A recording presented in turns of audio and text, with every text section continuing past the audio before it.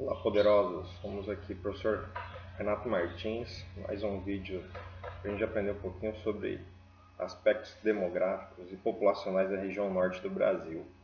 Então, primeiramente, queria destacar a questão da ocupação histórica da região.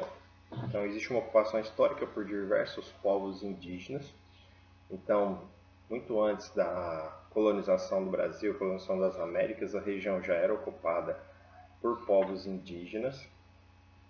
E só a partir do interesse europeu de ocupar as terras além-mar, as terras do Novo Mundo, é que começou a ocorrer um processo mais intenso de integração da população europeia com a população que já existia na região.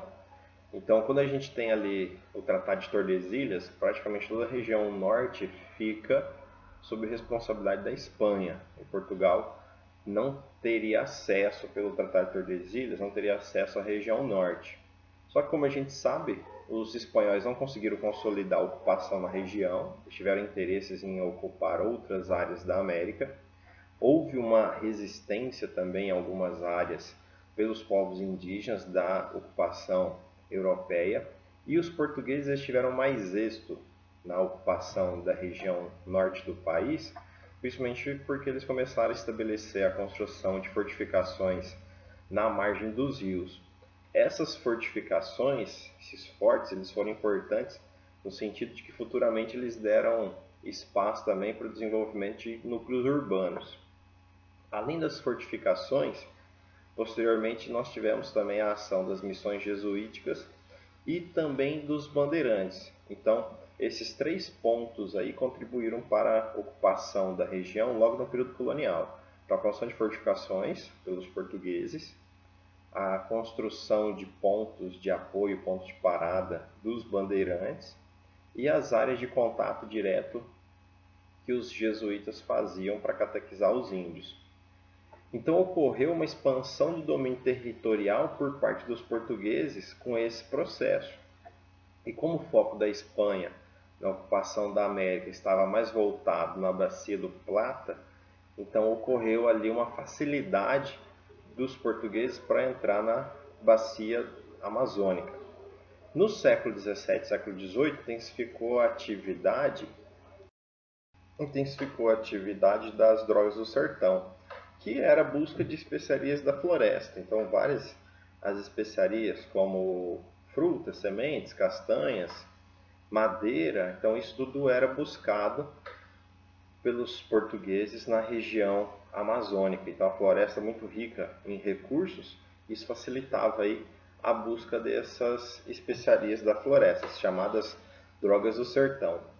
Já no século XIX, intensificou o ciclo da borracha. Esse foi o principal e mais importante ciclo econômico da região norte do país. Ela intensificou o interesse de investimentos externos, principalmente europeus e estadunidenses, na região. O ciclo da borracha ele foi muito forte justamente por causa do desenvolvimento da indústria automobilística também no século XIX. Então, esse grande crescimento da indústria automobilística demandou uma grande quantidade de matéria-prima da borracha. Só que o ciclo da borracha ele durou só o século XIX justamente por causa do uso da borracha sintética na indústria, o cultivo de florestas de seringueira na Ásia. Então isso tudo acabou interrompendo o ciclo da borracha, mas foi aí um dos mais importantes ciclos econômicos do Brasil colonial e da região norte o mais importante. Promoveu o desenvolvimento de cidades como Belém, como Manaus.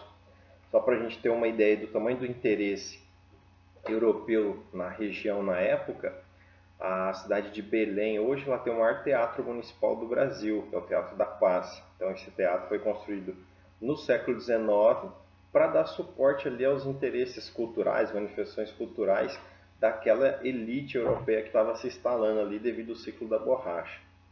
No século XX, a gente tem aí alguns destaques que contribuíram também para o fortalecimento da consolidação do território e também da ocupação da região. Então, um dos pontos foi a última expansão territorial do Brasil, foi em 1903, quando o Brasil compra o Acre, o Tratado de Petrópolis. Então, essa anexação, essa compra do território do Acre da Bolívia, foi em decorrência também do ciclo da borracha. Então a expansão do seringueiro sobre terras que pertenciam à Bolívia despertou aí esse interesse internacional, esse interesse diplomático na compra do Acre pelo Brasil da Bolívia, e aí estabeleceu então em 1903 a última expansão territorial do país. Essa transição também do século XIX para o século XX atraiu uma parte da migração japonesa. O Brasil que foi um importante ponto aí de entrada de japoneses ali nesse contexto. E uma parte da migração japonesa que veio para o Brasil também foi direcionada para a região norte. Outra situação, já mais um período ali da segunda metade do século XX, pós-Segunda Guerra Mundial, foi as ações dos governos militares sobre a região norte, para intensificar a ocupação e o desenvolvimento econômico da região norte. E aí a gente coloca como destaque a formação da Zona Franca de Manaus, na década de 70. E o governo militar ele promoveu vários projetos para intensificar a ocupação da região norte. Só que a região norte ainda tem uma população absoluta menor que 20 milhões de habitantes, é a região com a menor população absoluta do país e a região com a maior extensão territorial. Então a densidade demográfica da região norte ela é muito pequena, então a gente tem ali menos de 5 habitantes por quilômetro quadrado. E é a única região do país que tem uma taxa de fecundidade acima da reposição. Aí a gente consegue fazer uma relação direta com outro dado, que é ainda a região do Brasil que tem a maior população, percentualmente falando, rural. Então a população da Amazônia, da região norte do país, ainda tem um percentual elevado de pessoas vivendo na zona rural. O índice de analfabetismo ainda é um dos mais altos das regiões brasileiras, e isso interfere diretamente na taxa de fecundidade, que é cerca de 2,47 filhos por mulher. Então é uma taxa acima da taxa de reposição. Enquanto no Brasil como um todo, essa taxa de fecundidade já está abaixo de 2, ou seja, abaixo da taxa de reposição da população. Então, por mais que a região sofreu vários impulsos do governo para ter esse desenvolvimento econômico e um crescimento demográfico, ainda é uma região com baixa densidade demográfica, a população absoluta ainda é pequena, e isso repercute diretamente também no contexto da preservação da região.